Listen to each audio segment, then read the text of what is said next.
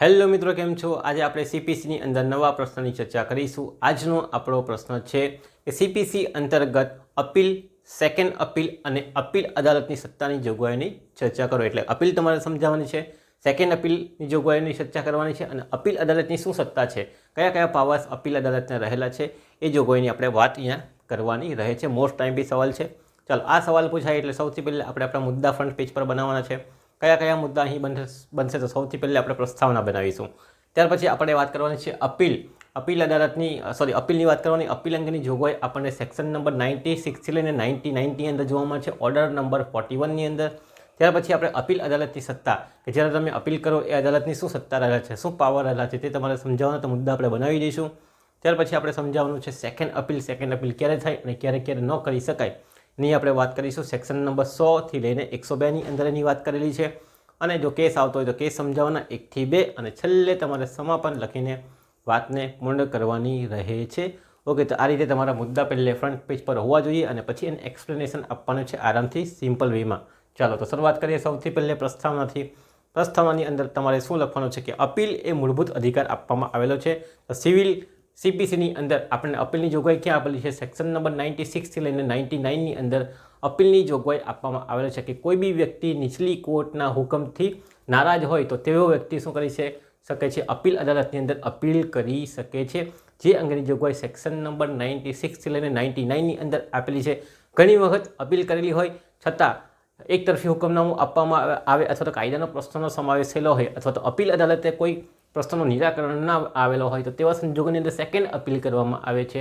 Second અપીલની વાત ક્યાં કરેલી છે? તો સેક્શન નંબર 100થી લઈને 102ની અંદર સેકન્ડ અપીલની જોગવાઈની વાત કરવામાં આવેલી છે કે સેકન્ડ અપીલ ક્યારે થાય, ક્યારે ન થાય ને ક્યારે થાય એની વાત સેક્શન નંબર 100 અને 102ની અંદર આપેલી છે. અને ઓલરેડી અપીલ અદાલતની સત્તા શું છે? તો અપીલ અદાલતની સત્તાની વાત સેક્શન નંબર 96થી લઈને 99ની અંદર ઓલરેડી આવી જ જાય છે કે એમને કયા પાવર્સ છે, અપીલ અદાલત શું કેવી સત્તા ભોગવી શકે. તો આ અંગેની વાત આપણે જોવા જઈએ તો સેક્શન નંબર 96થી લઈને 102 સુધીમાં અપીલ અદાલત, અપીલ અને સેકન્ડ અપીલની વાત કરવામાં આવેલી છે. ઓર્ડર નંબર જો તમારે ધ્યાનમાં રાખવો હોય તો ઓર્ડર નંબર 41, ઓર્ડિનન્સ નંબર 41 તમારે ધ્યાનમાં રાખવાનો છે. તો આ અંગેની બધી જ ચર્ચા નીચે મુજબ છે. એ રીતે તમારે ઇન્ટ્રોડક્શન એટલે કે પ્રસ્તાવનાને તમારી ફ્રેમ કરવાની છે. તો કઈ સેક્શન આવે છે? અપીલ અંગેની સેક્શનની વાત કરીએ તો 96થી લઈને 99. સેકન્ડ અપીલની વાત કરીએ છીએ તો સેક્શન નંબર 100થી લઈને 102. અને અપીલ અદાલતની સત્તા ઓલરેડી ઉપરની બે સેક્શનની અંદર જ આવી જાય છે કે અદાલતને કયા પાવર હોય. તો અપીલ રદ કરવાના પાવર હોય, સ્વીકારવાના પાવર હોય, પુરાવા લેવાના પાવર હોય, જુદા જુદા પાવર્સ એટલે કે સત્તા આપેલી હોય. તો એની વાત ઓલરેડી 96 લઈને 102ની અંદર કરવામાં આવેલી છે, જેની ડીપ ચર્ચા, વિસ્તૃત ચર્ચા નીચે મુજબ છે. આ રીતે તમારે પ્રસ્તાવનાને ફ્રેમ કરવાની છે. તમારા શબ્દોની અંદર પણ અહીંયા આપણે ફ્રેમ કરી દીધી છે, તો એ તમે બેઠી લખી શકો છો. હવે આપણે મુદ્દા બનાવીને વાત કરવાની છે. પહેલો મુદ્દો કયો બને છે? અપીલ અંગેની વાત સેક્શન નંબર 96થી લઈને 99. કઈ છે સેક્શન?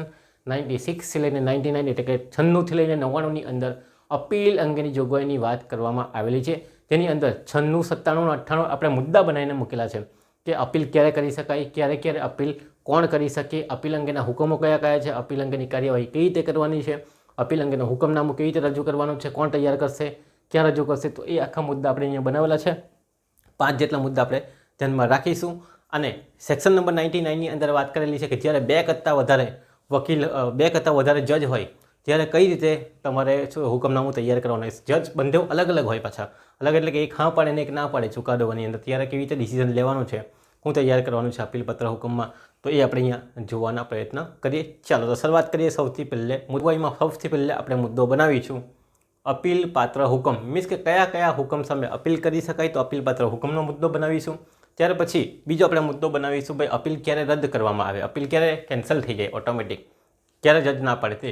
પછી આપણે જોશું અપીલ કોણ કરી શકે, તો એ જોવાનો છે. ત્યાર પછી અપીલ અંગેની જોગવાઈ અપીલ અંગેની કાર્યવાહી, જે પ્રક્રિયા પ્રોસેસ કરીએ છીએ કેવી રીતે કરવાની છે, અપીલ કર્યા બાદ શું પ્રોસેસ છે તે આપણે ડીપમાં સમજાવીશું. અને અપીલની અંદર જે ચુકાદો તૈયાર કરે છે જજ, તે કઈ રીતે તૈયાર કરે છે તે આપણે જોવાનો છે. પ્લસ બીજું, સુનાવણી જ્યારે 1 કરતાં વધારે જજની સામે થતી હોય ત્યારે કઈ રીતે એ લખવાનું છે. આટલા 6 મુદ્દા આપણે બનાવવાના છે, જે વિસ્તૃત તમારે સમજાવવાના છે. તો પહેલો મુદ્દો આપણે બનાવીશું અપીલ પાત્ર હુકમ. સેક્શન નંબર 104ની અંદર એની વાત કરેલી છે. ચાલો જોઈએ કયા હુકમનામા સામે અપીલ કરી શકાય, કેવા હુકમ સામે તમે અપીલ કરી શકો છો, એ આપણને ખબર હોવી જોઈએ પહેલી વાત. તો એ આપણે જોઈ લઈએ. જે અદાલતને અપીલ સાંભળવાની સત્તા હોય એ અદાલતની અંદર આપણે અરજી કરી શકીએ છીએ. તો પહેલી વાત શું કરેલી છે કે જે અદાલતને અપીલ સાંભળવાની સત્તા હોય તેવી કોઈ પણ અદાલતમાં તમે શું કરી શકો છો, અરજી કરી શકો છો. શું ફર્સ્ટ ક્લાસ જ્યુડિશિયલ મેજિસ્ટ્રેટની અંદર તમે અરજી કરી શકો છો, સેકન્ડ ક્લાસ જ્યુડિશિયલ મેજિસ્ટ્રેટની અંદર અરજી કરી શકો છો, અથવા તો આપણે સિવિલ મેટરની વાત કરીએ તો ફર્સ્ટ ક્લાસ, જુનિયર અને સિનિયર એમ આવી જતું હોય. તો જુનિયરની અંદર તમે અપીલ કરી શકો છો, સિનિયરની અંદર અપીલ કરી શકો છો, કે સેશનની અંદર અપીલ કરી શકો છો, કે પછી હાઈકોર્ટની અંદર અપીલ કરી શકો છો કે કેમ? આ ક્વેશ્ચન તમને પૂછું તો એનો જવાબ આપણે આપીએ કે જે અદાલતને અપીલ સાંભળવાની સત્તા હોય તેવી કોઈ પણ અદાલતની સામે અપીલ કરી શકાય છે. ચાલો, તો અપીલ તમે સેશનની અંદર પણ સાંભળી શકો છો, હાઈકોર્ટની અંદર પણ સાંભળી શકો છો અને સુપ્રીમ કોર્ટ પણ અંદર પણ સાંભળી શકો છો. પણ ફર્સ્ટ જ્યારે તમે અપીલ કરો ત્યારે નીચલી અદાલતની અંદર અપીલ કરવી જોઈએ એવું નિયમ કહે છે. આગળ આ બાબતમાં પણ મેં ચર્ચા કરેલી હતી કે પહેલે નીચેની અંદર જવું હોય તો અપીલ અદાલતની અંદર તમે શું કરી શકો, અરજી કરી શકો. જેને સત્તા હોય ત્યાં તમારે અરજી કરવાની છે. તો સેશન્સની અંદર અરજી કરી શકો, હાઈકોર્ટની અંદર અરજી કરી શકો, કાં તો પછી ક્યાં અરજી કરી શકો, સુપ્રીમ કોર્ટની અંદર અરજી કરી શકો છો. પણ એની મેટર અલગ છે કે હાઈકોર્ટમાં ક્યારે અરજી થાય, સુપ્રીમ કોર્ટની અંદર ક્યારે અરજી થાય. તો અમુક નિયમો આપેલા છે, તે નિયમોનું પાલન અહીંયા જરૂરી છે. તો આ ધ્યાનમાં રાખવાનો છે. પહેલો મુદ્દો આપણે બનાવશું, જે અદાલતને અપીલ સાંભળવાની સત્તા હોય તેવી કોઈ પણ અદાલતમાં આપેલા હોય એવી નીચલી અદાલતની અંદર જે હુકમનામા આપેલા હોય એની સામે તમે જે તે અદાલતની અંદર શું કરી શકો, અપીલ કરી શકો. દાખલા તરીકે સેશન અદાલતે કોઈ ચુકાદો આપેલો હોય અને એની સામે જો આપણને હાઈકોર્ટની અંદર અપીલ અંગેની જોગવાઈ કરી શકાતી હોય તો આપણે ક્યાં અરજી કરવાની છે, તો હાઈકોર્ટની અંદર અરજી કરવાની છે. અથવા ઉદાહરણ તરીકે જો હાઈકોર્ટે ચુકાદો આપેલો હોય અને જો તમને સુપ્રીમ કોર્ટમાં અપીલનો મોકો મળતો હોય તો તમારે ક્યાં અરજી કરવાની હોય, સુપ્રીમ કોર્ટની અંદર અરજી કરવાની હોય. તો આ વાત અહીંયા કહેલી છે કે જે પણ અદાલતની અંદર સત્તા આપેલી હોય, અપીલ અંગેના હુકમો ચલાવવાની સત્તા આપેલી હોય ત્યાં તમારે અરજી કરવાની છે. ભાઈ કેવા કેવા હુકમો સામે અરજી કરી શકાય, પહેલી વાત તો આ છે. તો આપણે અહીંયા લખવાનું છે કેવા હુકમો તો આપેલા છે કે નીચલી અદાલતે હુકમ આપ્યો ત્યાં તમે અરજી કરી શકો છો ઉપલી અદાલતની અંદર કે જેની પાસે પાવર હોય અપીલ અદાલત જેવા. તો કેવા કેવા હુકમ? તો પહેલી વાત કરીએ, નિર્દિષ્ટ કાર્યવાહીનું પાલન ન થયેલું હોય નીચલી અદાલતે, અથવા તો સેકન્ડ ક્લાસ છે કે સેશન્સ છે કે કોઈ બીજી સિવિલ છે, સિનિયર ડિવિઝન અથવા જુનિયર ડિવિઝનમાં જે કાર્યવાહી છે, જે પ્રક્રિયા છે એનો ભંગ કરેલો હોય, એનું કાર્યવાહીનું પાલન બરાબર ન કરેલો હોય, સુનાવણી બરાબર ન કરેલી હોય, એવા સંજોગોની અંદર તમે ક્યાં અરજી કરી શકો છો, ક્યાં અપીલ કરી શકો છો? ઉપલી અદાલતની અંદર અરજી કરી શકો છો અથવા તો અપીલ કરી શકો છો. તો કાર્યવાહીનું પાલન ન થયેલું હોય, પહેલો મુદ્દો આ તમારે ધ્યાનમાં રાખવાનો છે કે જે કાર્યવાહીનું પાલન, જે પ્રોસેસ છે એનું પાલન થયેલું હોવું જોઈએ. જો બરાબર ન થયેલું હોય તો તમે અપીલ કરી શકો છો. દાખલા તરીકે સુનાવણીનો અધિકાર, શું તમે સાંભળેલા જ નહીં હોય, ડાયરેક્ટ હુકમનામું આપી દે તો તમે ઉપર જઈ શકો. બીજું, દાવો રદ કરેલો હોય, અરજીને રદ કરેલી હોય. જ્યારે કોર્ટની અંદર તમે દાવો દાખલ કરો અથવા તો કોર્ટની અંદર કોઈ અરજી દાખલ કરો અને ડાયરેક્ટ જજ શું કરી દે, રદ કરી દેતા હોય તેવા સંજોગોની અંદર, તો એવા સંજોગોની અંદર પણ તમે અપીલ કરી શકો છો ફરી પાછી. નેક્સ્ટ, જ્યારે એક તરફી હુકમનામું આપેલું હોય, એક તરફી હુકમનામું આપવામાં આવે ઘણી વખત, તો તેવા સંજોગોની અંદર પણ શું કરવામાં આવે, અપીલ કરવામાં આવે. એક તરફી એટલે કે કોઈને સાંભળ્યા વગર સીધું શું કરી દે, ચુકાદો આપી દે, કોઈ કાર્યવાહી ચલાવવામાં આવતી નથી. દસ્તાવેજી કે કોઈ બાબત માટે હુકમ કરેલો હોય, કોઈ દસ્તાવેજી અથવા કોઈ દસ્તાવેજી પુરાવો હોય, એની સામે વાંધો લીધો હોય, એની સામે કંઈ હુકમ આપેલો હોય કે રદ કરવું અથવા તો સ્વીકારવું, તો એની સામે પણ અપીલ કરી શકાય છે. બીજું, વેચાણ રદ કરવાનું હોય અથવા તો એના માટે મનાઈ હુકમ આપેલો હોય, તેવા સંજોગોની અંદર પણ શું કરવામાં આવે, તો એવા સંજોગોની અંદર પણ તમે અપીલ કરી શકો છો. બીજું, પરવાનગી આપે અથવા તો ઇનકાર કરે તેવા કોઈ હુકમ, કોઈ બાબત માટે પરવાનગી આપેલી, દાખલા તરીકે મિલકત વેચવાની પરવાનગી આપેલી હોય અથવા મિલકત વેચાણ કરવાનો ઇનકાર કરેલો હોય, તો કોઈ બાબત માટે પરવાનગી આપેલી હોય અથવા કોઈ બાબત માટે ઇનકાર કરેલા હોય તેવા કોઈ હુકમ નીચલી અદાલતે આપેલા હોય તો ત્યારે પણ શું કરી શકાય છે, અપીલ કરી શકાય છે. ચાલો, તો આ ધ્યાનમાં રાખવાનું છે. આવા કોઈ હુકમ હોય જે નીચલી અદાલતે આપેલા હોય અને આપણને લાગે છે કે આના ઉપર આપણે અપીલ કરી શકીએ છીએ, ઉપર જઈ શકીએ છીએ, આ ખોટી થયેલું છે અથવા તો કાર્યવાહી બરાબર થયેલી નથી, વેચાણ રદ કરાવવા તમે માંગતા હોય, તેવા સંજોગોની અંદર તમે ક્યાં જઈ શકો છો, તો ઉપલી અદાલતની અંદર, એટલે કે જ્યાં અપીલ કરી શકાતી હોય તેવી અદાલતની અંદર તમે શું કરી શકો છો, તો અપીલ કરી શકો છો. તો પહેલા મુદ્દાની આપણે વાત કરી કે અપીલપત્ર હુકમ ક્યાં છે, તો ભાઈ જે તે અદાલતની અંદર જ્યાં અપીલ ચલાવવાની સત્તા હોય તેવી અદાલતની અંદર તમે શું કરી શકો છો, તેવા નીચલી અદાલતના જે હુકમો છે એના તરફેણમાં તમે ક્યાં અરજી કરી શકો છો, તે અદાલતની અંદર અપીલ માટેની અરજી કરી શકો છો. તો આ તમારે ધ્યાનમાં રાખવાનું છે. ચાલો, અરજી કરી દઈએ એટલે તરત બીજો મુદ્દો આવે કે અપીલ રદ થઈ જાય. બરાબર, અપીલ ક્યારે રદ થઈ જાય, અહીંયા આપણે મુદ્દા લખી દઈએ. સૌથી પહેલે જ્યારે પક્ષકારોએ સમાધાન કરેલું હોય, બે પક્ષકારો મળીને સમાધાન કરે, દાખલા તરીકે લગ્નની વાત કરેલી આપણે કે પત્ની અને પુરુષ અને જે પત્ની અથવા તમારો પતિ છે એણે સમાધાન કરી લીધું હોય કે આપણે ભાઈ છૂટા થઈ જાય શાંતિથી, બરાબર, ભરણ પોષણ મને નથી જોતું, કંઈ નથી જોતું, અને પછી અપીલ કરે કે ભાઈ મને ભરણ પોષણ નથી આપ્યું, તો પછી રદ થઈ જાય, બરાબર. તો પક્ષકારે સમાધાન કરી દીધેલું હોય ઓલરેડી, એવી પાછું લખાણમાં હોવી જોઈએ. ખાલી મોડે સમાધાન કરે તો પછી નહીં ચાલે, એવી ધ્યાનમાં રાખજો. તો પક્ષકારે સમાધાન કરેલું હોય, કોઈ મેટરની અંદર સમાધાન કરેલું હોય, લખાણ લીધેલું હોય, તો તે વેલિડ હોવું જોઈએ. વેલિડ હોય તો, બરાબર, વેલિડ ન હોય તો નહીં ચાલે. એટલે સમાધાન કરેલું હોય ત્યારે અપીલ કરી શકાતી નથી. જેમ કે લોક અદાલતની અંદર સમાધાન થઈ જાય તો પછી આપણે અપીલ કરી શકતા નથી. તમને ખ્યાલ જ હશે લોક અદાલત શું છે, તેના સામે આપણે અપીલ ન કરી શકીએ. સેમેસ્ટર 6ની અંદર તમારું આખું આવવાનું છે, બરાબર. તેમાં જોશું આપણે જરૂરી ફી કે જરૂરી સ્ટેમ્પ જે ભરવાનો હોય તે ભરેલો નહીં હોય, બરાબર. તો જરૂરી ફી અને સ્ટેમ્પ ન ભરેલો હોય. દાખલા તરીકે આપણે જોઈએ કે ભાડા ખાત તૈયાર કરવાનો હોય તો હાલમાં આપણે 700 રૂપિયાનો સ્ટેમ્પની જરૂર પડે અને 300 રૂપિયાનો સ્ટેમ્પ પેપરમાં બનાવેલો હોય તો પછી ચાલે નહીં. તો આવું હોય જ્યારે અરજી રદ થઈ જાય તો જરૂરી સ્ટેમ્પ ફી ડ્યુટી ભરવાની હોય, જો બરાબર ભરેલી નહીં હોય કોર્ટ ફી, તો પછી એ શું થઈ જાય, રદ થઈ જાય છે. તો એ પણ ધ્યાનમાં રાખવાનું છે. મૂળ દાવાની રકમ 10,000 કરતાં ઓછી હોય, જ્યારે દાવાની રકમ 10,000 કરતાં ઓછી હોય તો અપીલ લેવામાં આવતી નથી. એટલે 10,000 1 રૂપિયા તો ઓછામાં ઓછો હોવો જોઈએ. અને આ રકમ ઘણી વખત બદલાયા કરે છે, બરાબર, અલગ અલગ જગ્યા પર અલગ અલગ હોઈ શકે છે. તો ધ્યાનમાં રાખજો. હમણાં જે બોલું છું 10,000, કદાચ 15 બી થઈ જાય, 20 બી થઈ જાય, પછી તમે કહેશો કે 10 કીધેલી, તો ધ્યાન રાખજો. આ જે બુકની અંદર લખાયેલી છે 10,000 તે છે, પણ એ ઘણી વખત બદલાતી રહે છે. ચાલો, તો આપણે એવું જ લખવાનું કે મૂળ દાવાની રકમ બદલાતી હોય અથવા તો જે નક્કી કરેલી હોય એના કરતાં ઓછી હોય તે. ચાલો, બીજું છે સમય મર્યાદાનો કાયદો લાગુ પડે છે. સમય મર્યાદા 1963 એક્ટ છે, જે અહીં પૂરી થઈ ગયેલી હોય. ઘણા બધા કાયદાની અંદર 1 વર્ષનો સમય મર્યાદા છે, ઘણા એના અંદર વ્યવહારની અંદર 3 વર્ષનો છે. તો 3 વર્ષ અથવા 1 વર્ષની જે સમય મર્યાદા છે જે પૂર્ણ થઈ જાય, આપણે જોવાના છે સમય મર્યાદાના આખા સવાલ જ જોવાના છે. તો સમય મર્યાદાને પૂરી થઈ ગયેલી હોય ત્યારે પણ અપીલ શું કરવામાં આવે, રદ કરી દેવામાં આવે છે. તો જે ટાઈમ આપેલો હોય અપીલ કરવાનો 60 દિવસ ને 90 દિવસ, એની અંદર તમારે દાવો કરવાનો હોય, તો દાવો યોગ્ય રીતે ન કરો તો પછી અપીલ રદ થઈ જાય. તો અપીલ ક્યારે ક્યારે રદ થાય અને અપીલ ક્યારે ક્યારે કરી શકાય એની આપણે અહીંયા વાત કરી. તો અહીંયા 4 મુદ્દા તમારે ધ્યાનમાં રાખવાના છે. પક્ષકારે સમાધાન કરેલું હોય તો રદ થઈ જાય, જરૂરી ફી સ્ટેમ્પ ડ્યુટી વગેરે ન ભરેલું હોય તો રદ થઈ જાય, જો રકમ દાવાની રકમ અથવા તો જે મિલકતની રકમ 10,000 કરતાં ઓછી હોય તો રદ થઈ જાય, એટલે કે 10,000 કરતાં વધારે તો હોવા જ જોઈએ. અને બીજું છે સમય મર્યાદાનો કાયદો લાગુ પડતો હોય અને એ સમય વીતી ગયો હોય તો પછી અપીલ કરી શકાતી નથી, કારણ કે ટાઈમ આપેલો હોય 60 દિવસ ને 90 દિવસની અંદર તમારે અપીલ કરવાની. આરટીઆઈ જેવો એક્ટ છે એની અંદર પણ આપેલું જ છે, જેવો જેવો કાયદો તેવો તો સમય મર્યાદા. તો આ આપણે વાત કરી અપીલ અંગેની જોગવાઈની અંદર 2 મુદ્દા, અપીલ પત્ર હુકમ, અને બીજી વાત કરી અપીલ ક્યારે રદ થાય. હવે આપણે વાત કરશું અપીલ કોણ કરી શકે છે.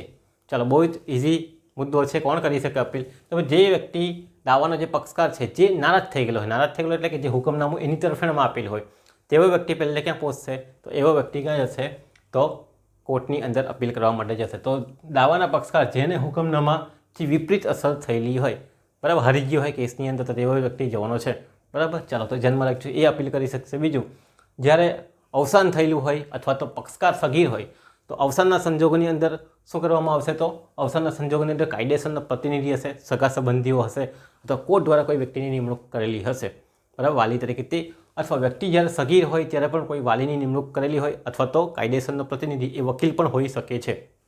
તો કાયદેસરનો પ્રતિનિધિ ક્યારે ક્યારે વ્યક્તિનું અવસાન થયેલું હોય અથવા તો વ્યક્તિ જ્યારે સગીર હોય તો એના વતી કોર્ટમાં આવતો હોય તો કાયદેસરનો પ્રતિનિધિ પણ શું કરી શકે છે, અપીલ કરી શકે છે. બીજું, હિત જોડાયેલું હોય અથવા હિત ધારણ કરેલું હોય, કોઈ પ્રોપર્ટીની અંદર, કોઈ મિલકતની અંદર એક કરતાં વધારે વ્યક્તિના હિત જોડાયેલા હોય તો હિત ધરાવનાર અથવા હિત ધારણ કરનાર વ્યક્તિ પણ શું કરી શકે છે, અપીલ કરી શકે છે. ઓકે, એક પ્રોપર્ટી 2 વ્યક્તિના નામ પર હોય તો એવી કરી શકે ને બીબી કરી શકે છે, કારણ કે બંધુનું હિત અંદર જોડાયેલું હોય તો બેમાંથી કોઈ બી એક વ્યક્તિ શું કરી શકે છે, અપીલ કરી શકે છે. ભલે ને 4 થી 5 વ્યક્તિના સામે નામ હોય, પણ જે વ્યક્તિનું હિત અંદર જોડાયેલું હોય તે અપીલ કરી શકે છે.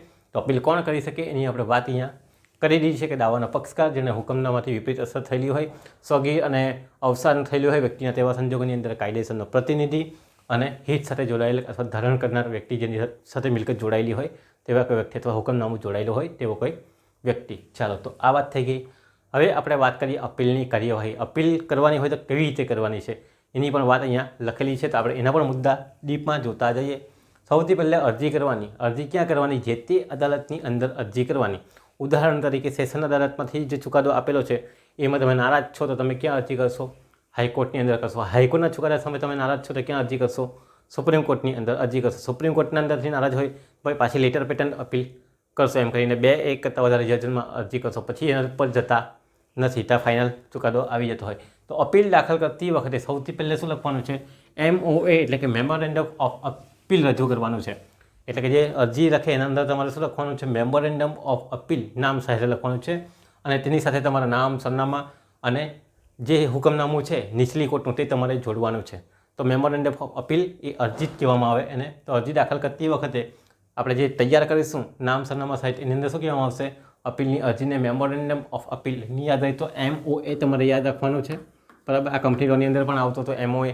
બરાબર, તો મેમોરેન્ડમ ઓફ અપીલ એ તરીકે યાદ રાખજો. ચાલો, એની અંદર જે તે વ્યક્તિના નામ, સરનામા જેને અસર થયેલી છે તે નામ, સરનામા બધું જણાવવાનું છે. સાથે સાથે ચુકાદો પણ જોડવાનો છે જે નીચલી અદાલતે આપેલો છે તે. આ ચુકાદો તમને આપવામાં આવશે, આ તારીખે આ રીતે બનાવેલો હોય, એમાં જજની સાઇન ને તારીખને બધું હોય તે તમારે સાથે જોડવાનું. અરજી તો લખવાની જ છે MOA. બરાબર, મેમોરેન્ડમ ઓફ અપીલ કહેવામાં, એની સાથે બધું જોડવાનું છે, નામ, સરનામા, વિગતો, કારણો, બધું વિગત. ચાલો, હવે બીજું વિગતો જોડવી. કઈ કઈ વિગત જોડવાની છે? તો અપીલના કારણો. ભાઈ અપીલ કેમ કરવા માંગો છો એના કારણો તમારે લખવાના કે ભાઈ આ મુદ્દાની વાત હતી જે આની અંદર લીધેલી નહીં હતી અથવા તો જોવામાં આવેલી નથી, આ દસ્તાવેજ ચકાસવામાં આવેલું ન હતું. એ બધી મુદ્દાઓ તમે લખી શકો છો તમને જે લાગે તે. તો અપીલના કારણો તમને સાંભળવામાં નહીં આવેલું હતું એ અપીલનું કારણ થઈ ગયું, આપણે અહીંયા પકડી લઈએ. જરૂરી વિગતો, અપીલને લગતી કે દસ્તાવેજને લગતી જરૂરી વિગતો જોડવાની. ચાલો, અલગ અલગ તમારે શું કરવાનું છે? મુદ્દા બનાવવાના છે, ફકરો બનાવવાનો છે 20થી 1, 2, 3, 4, 5 કયા પાના પર કઈ વસ્તુ છે એ તમારે અહીંયા લખો. Para number 1, para number 2, para number 3 રીતે જ્યારે તમે પ્રેક્ટિસ કરો ત્યારે બોલવામાં આવે કે પેરા નંબર 6ની અંદર આ પુરાવો આપેલો છે, પેરા નંબર 10ની અંદર આ પુરાવો આપેલો છે. તો અપીલના કારણો સૌથી પહેલાં બતાવવાના છે, સાથે સાથે વિગતો અંદર લખવાની છે જુદી જુદી શોર્ટની અંદર, અને અલગ અલગ ફકરામાં એને તમારે શું કરવાની છે? વિભાજિત કરવાની છે. ઓકે, જ્યારે પણ મુદ્દાની વાત કરીએ ત્યારે પેરા નંબર 1, 2, 3, 4, 10, 16, 15 એવી રીતે જજની સામે આપણે જોવું પડે. પેજ નંબર 10, પેરા નંબર 16 એમ કરીને કહેવું પડે. ચાલો, તો વિભાજિત કરવાની. યોગ્ય પુરાવા તમારે જોડવાના છે. અપીલના કારણો સાથે યોગ્ય પુરાવા પણ તમારે જોડવા પડશે. એવિડન્સ એક્ટ વગર તો કંઈ ચાલે નહીં. એટલે એવિડન્સ એક્ટ હવે 2023 થઈ ગયું, BSA. ચાલો, ભારતીય સાક્ષી અધિનિયમ અને MOA સાથે તમારે આ વિગતો જોડવાની છે. કઈ કઈ વિગતો? તો અપીલના કારણો, વિગતો, અલગ અલગ ફકરામાં જે પિટિશન તૈયાર કરો છો એ તમારે જોડવાની છે નામ, સરનામા સાથે, પ્લસ જે હુકમનામું આપેલું છે નીચલી કોર્ટે એ પણ તમારે જોડવાનું છે. આખી એફિડેવિટ, આખો ફાઇલ તમારે તૈયાર કરવાની રહે છે. ચાલો, હવે થઈ ગયું અપીલ રદ થાય કાં તો અપીલ સ્વીકાર થાય.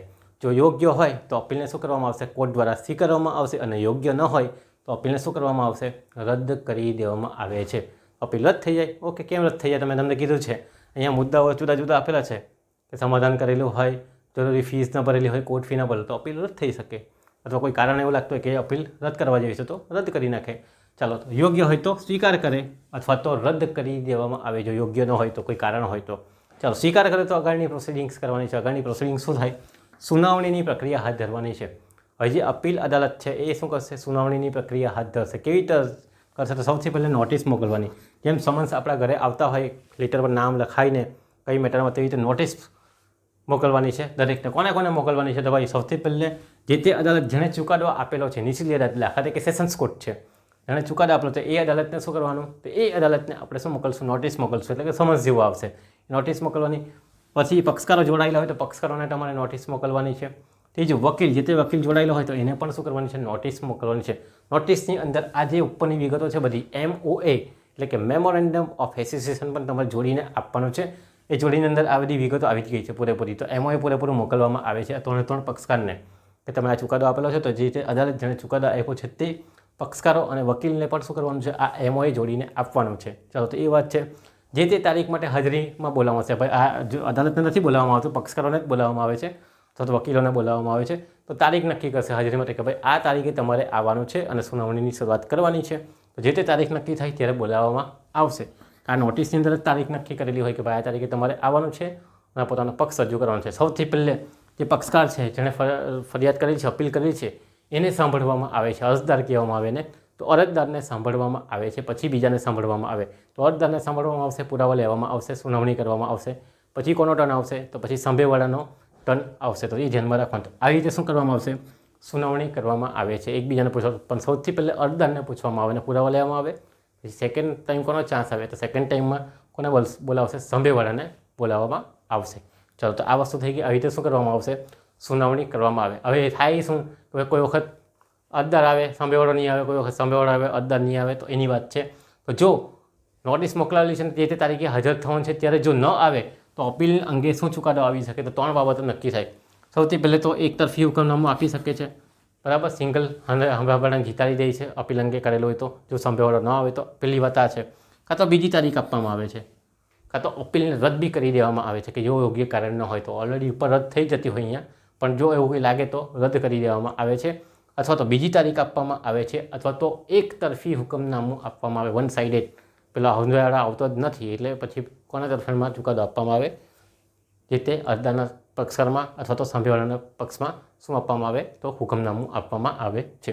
તો આ રીતે શું થાય? સુનાવણીની પ્રક્રિયા હાથ ધરવામાં આવે છે, બોલાવવામાં આવે છે, નોટિસ પાઠવવામાં આવે છે અને MOAની કોપી પણ એ લોકોને મોકલવામાં આવે છે. ચાલો, આ પતી ગયું. હવે શું થાય છે? તો હવે વાત થાય છે કે અપીલમાં ચુકાદો કેવી રીતે આપવાનો છે? તો પહેલાં તો સૌથી પહેલાં લોકોને સાંભળવામાં આવશે. જે બી પક્ષકારો છે, વકીલો છે, પક્ષકારોને સાંભળ્યા બાદ ભવિષ્યની તારીખમાં ચુકાદો જાહેર કરશે.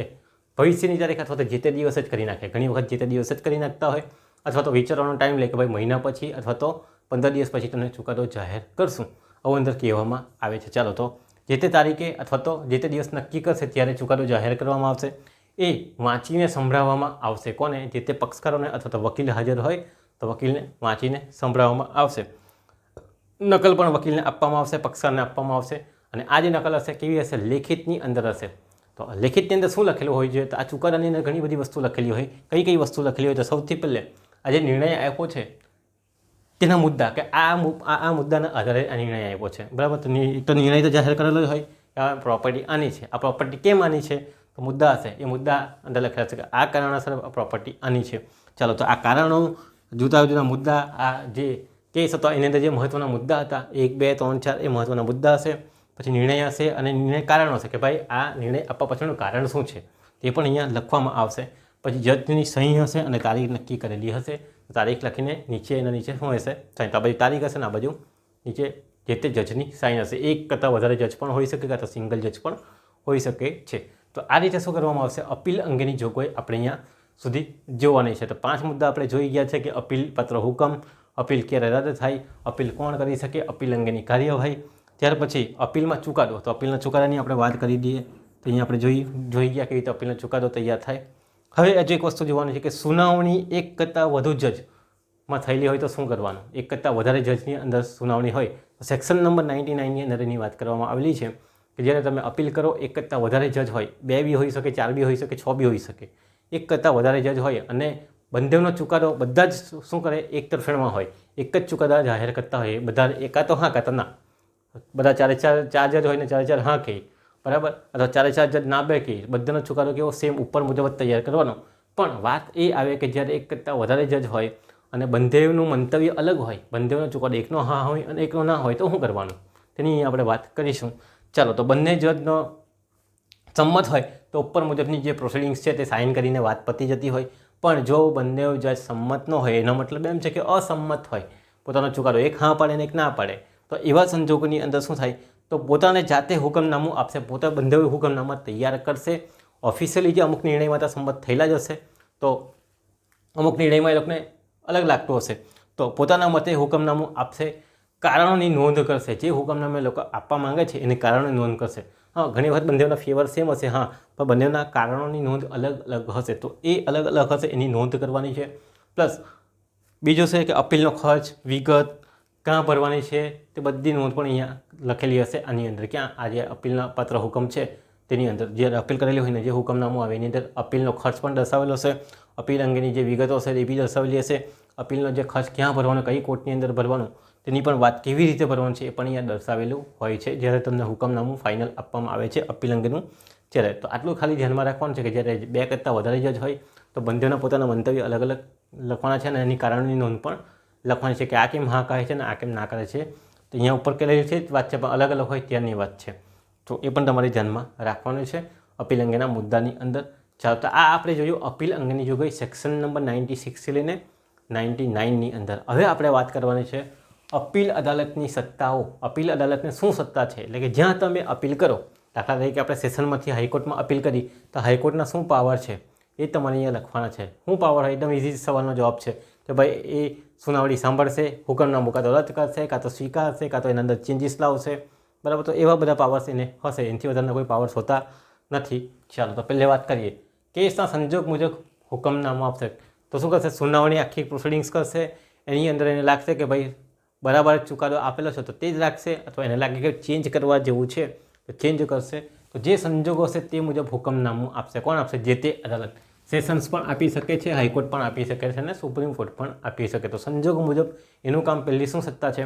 હુકમનામું આપવાનું છે। બીજું, નીચલી અદાલતના હુકમનામામાં ફેરફાર કરશે। ફેરફારમાં શું થાય?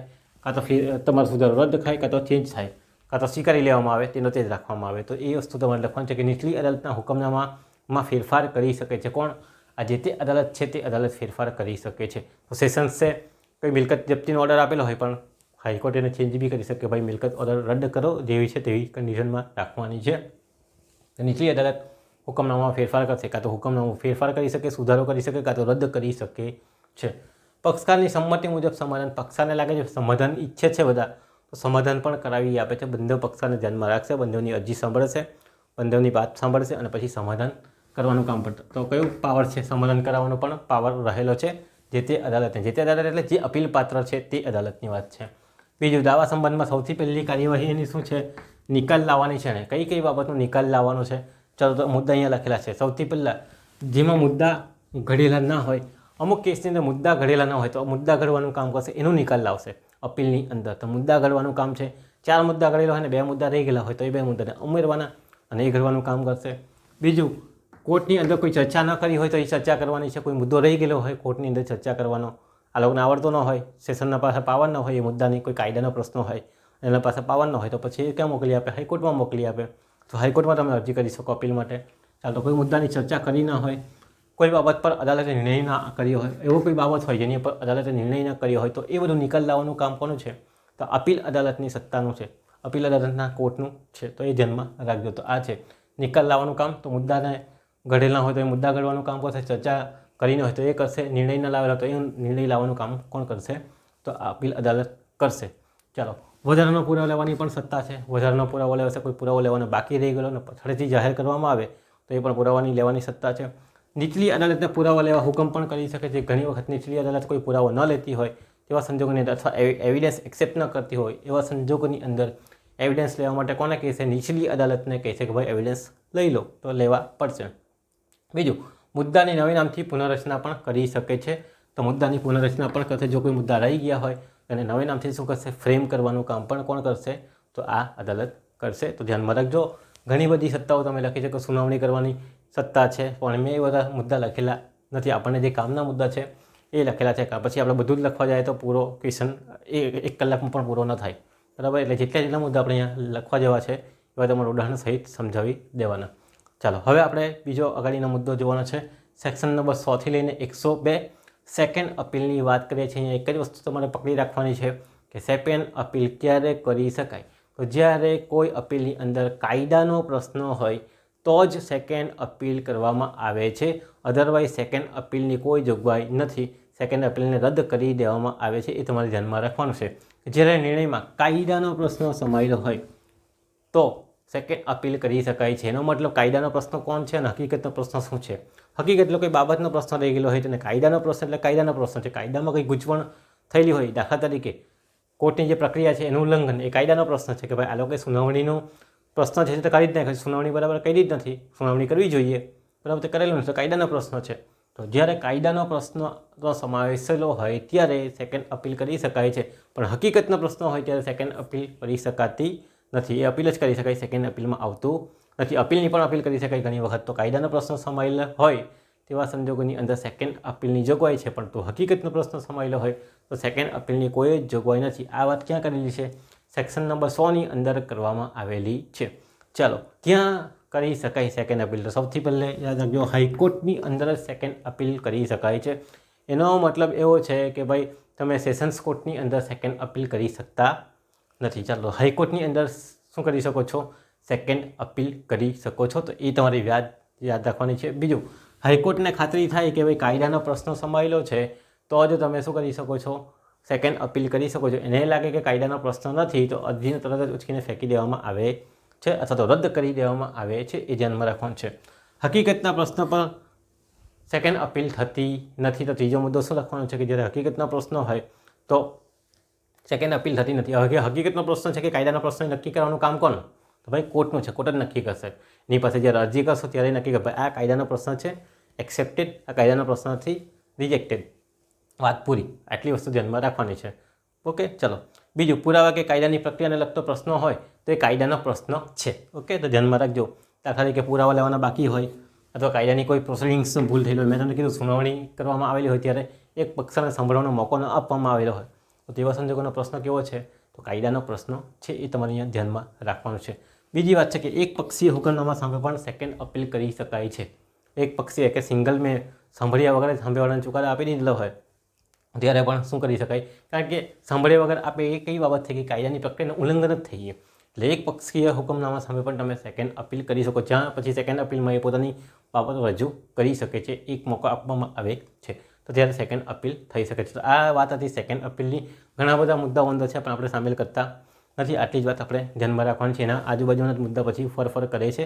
પછી તમે લખો કે પ્રોસિડિંગ શું છે, તો આ જ પ્રોસિડિંગ્સ તમારે લખવાની છે. શોર્ટ નોટમાં પૂછાય સેકન્ડ અપીલની જો કોઈ જણાવો તો આ જ લખવાની છે. અપીલની કાર્યવાહી, સેકન્ડ અપીલ ક્યારે થાય તો આટલો મુદ્દો સમજાવો.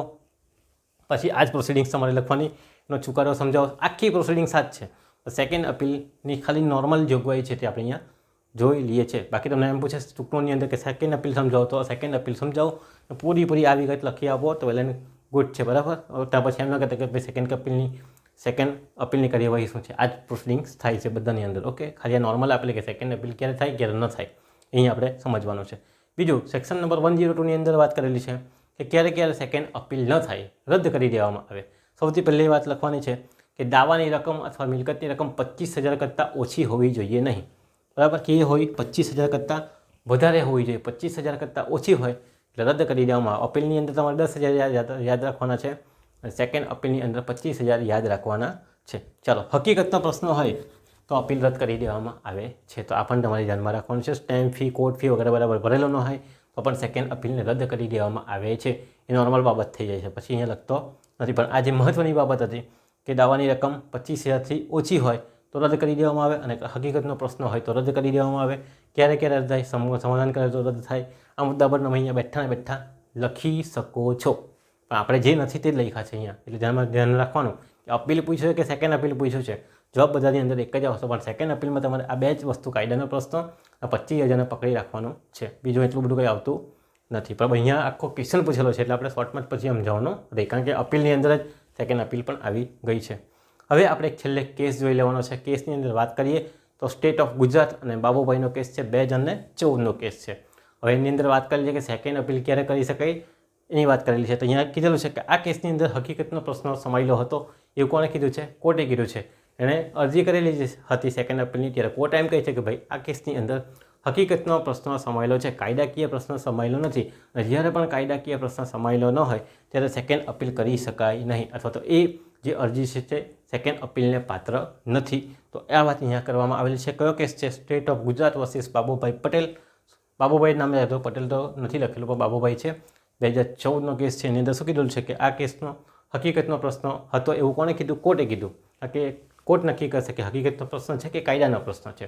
અહીંયા કોર્ટે કીધું છે ભાઈ કાયદાનો પ્રશ્ન નથી, હકીકતનો પ્રશ્ન છે. અને જ્યારે પણ હકીકતનો પ્રશ્ન હોય ત્યારે સેકન્ડ અપીલ ન થઈ શકે, કાયદાનો પ્રશ્ન હોય તો જ થઈ શકે છે. આ વાત અહીંયા કરેલી છે આ કેસની અંદર. તો કેસ તમારે સિમ્પલ વેમાં લખી દેવાનું છે.